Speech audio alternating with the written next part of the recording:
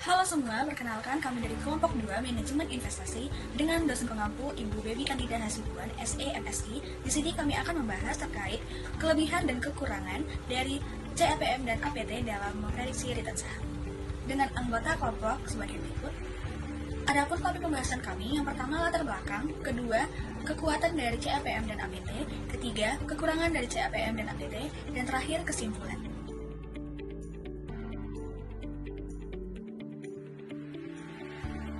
Model CAPM atau Capital Asset Pricing Model adalah sebuah model keuangan untuk menghitung hubungan antara risiko dan return dari suatu aset.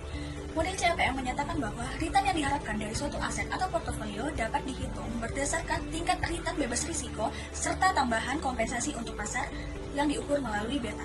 Sedangkan model APT atau Arbitrage Pricing Theory adalah sebuah model alternatif yang dikembangkan oleh Stephen Ross, di mana model ini mengasumsikan bahwa faktor-faktor yang mempengaruhi tingkat return dari suatu aset tidak hanya dipengaruhi oleh satu faktor yang telah disebutkan oleh CAPM. Faktor-faktor ini bisa berupa perubahan kondisi makroekonomi, inflasi, suku bunga, dan perubahan dalam produk domestik bruto atau PDB.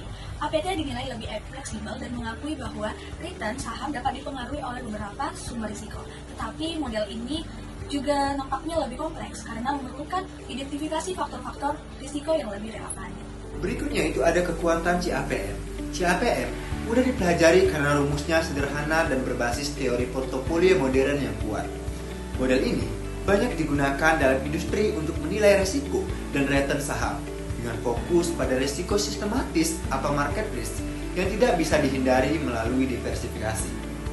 Berikutnya itu ada kekuatan APT. Kekuatan APT terletak pada fleksibilitasnya karena mempertimbangkan beberapa faktor resiko yang mempengaruhi return saham, bukan hanya resiko pasar.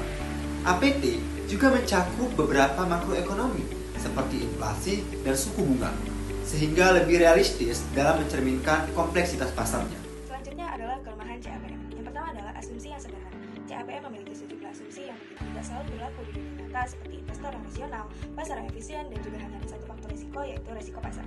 Yang ketiga adalah tidak menangkap semua faktor risiko, yaitu CAPM hanya memperhitungkan risiko sistematis, sementara risiko spesifik perusahaan diabaikan. Yang ketiga adalah tidak akurat untuk saham dengan beta yang tinggi. Untuk saham dengan beta yang sangat tinggi ataupun rendah, CAPM mungkin tidak memberikan estimasi returnnya. Selanjutnya adalah kelemahan APT. Yang pertama adalah kompleksitas. APT lebih kompleks daripada CAPM sehingga membutuhkan data yang lebih banyak dan juga analisis yang lebih mendalam. Yang kedua adalah identifikasi faktor risiko, yang dimana untuk memilih faktor risiko yang relevan dengan mengukur pengaruhnya terhadap return saham yang bisa menjadi sebuah tantangan. Yang ketiga adalah ketergantungan pada model faktor, dan dimana keakuratan APT sangat bergantung pada model faktor ini. Adapun kesimpulan dari materi kami pada hari ini yaitu sebagai berikut.